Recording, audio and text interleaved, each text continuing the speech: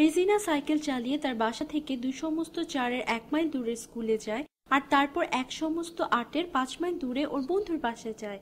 রেজিনা সর্বমোট কত mile cycle চালিয়েছে?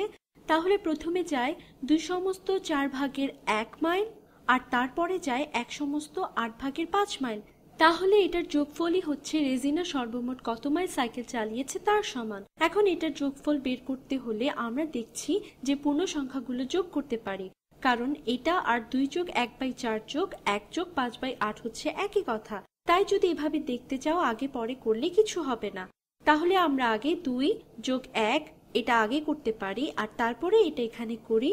তাহলে 2 যোগ 1 হচ্ছে 3 আর তারপরে 1/4 আর 5/8 যোগ করতে হবে। তাহলে যোগ 1/4 যোগ 5/8। আর এই দুটো ভগ্নাংশ যোগ করতে হলে আমাদেরকে 4 আর 8-এর লসাগু বের করতে হবে। সেটা হবে আমাদের নতুন হর। আর এখানে 8 হচ্ছে 4 আর 8 দুটো দিয়ে বিভাজ্য। তাহলে এটাই হচ্ছে 4 আর 8-এর লসাগু। তাহলে আমাদের সাধারণ হর হবে 8 আর 8 ভাগের 5 আসলে 8 ভাগের 5ই থাকবে। এখন হরের মান 4 থেকে 8 করতে হলে হরকে 2 দিয়ে গুণ করতে হবে, তাহলে লবকেও 2 দিয়ে গুণ করতে হবে। তাহলে 1 গুণ 2 হচ্ছে 2 আর এই 3 তো এখানে এখনো আছে। তাহলে 2 সমস্ত 4-এর 1 যোগ 1 সমস্ত 5-এর 8 আর এটা একই কথা। আর এটা সমান হবে আগের 3 যোগ হবে আর নিচে হর হবে 8 আর উপরে লবে 2 যোগ 5 হবে।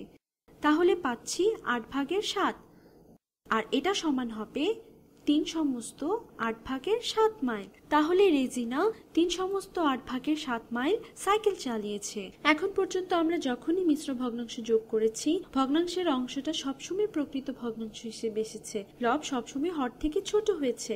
এখন একটা উদাহরণ দিয়ে দেখাবো যে যখন লব হর থেকে ছোট না হয়ে বড় হয় তখন কি করতে হয়।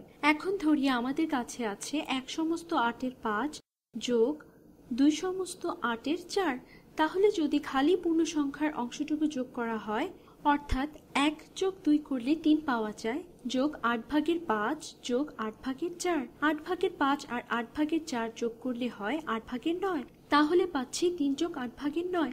এখন এটা বলা খুবই অদ্ভুত হবে যে এটা আর 3 সমস্ত 8-এর 9 হচ্ছে একই কথা, কারণ এখানে একটি মিশ্র ভগ্নাংশের মধ্যে একটি পূর্ণ সংখ্যা আর একটি অপ্রকৃত ভগ্নাংশ আছে। এটাকে মিশ্র ভগ্নাংশের মতো করে লিখতে চাইলে ভগ্নাংশের অংশটা প্রকৃত ভগ্নাংশ হওয়াটাই ভালো। তাহলে যেটা করতে হবে তা হচ্ছে 8 ভাগের 9-কে ঠিক করে লিখতে হবে। আর তুমি জানো যে 8 ভাগের 9 আর 1 সমস্ত 8 ভাগের 1 হচ্ছে একই কথা, তাই না? তাহলে এটা আর 3 যোগ 1 সমস্ত 8 ভাগের 1 হচ্ছে একই কথা। তাহলে এখন আমরা পূর্ণ সংখ্যাগুলো একসাথে যোগ করতে পারি। 3 যোগ 1 সমান হচ্ছে 4 আর তারপর আছে 8 ভাগের 1। তাহলে হচ্ছে 4 সমস্ত 8 ভাগের 1 ভাগ। আমি শুধু দেখানোর জন্য করলাম যে ভগ্নাংশের অংশটা প্রকৃত হলে কি করতে হয়।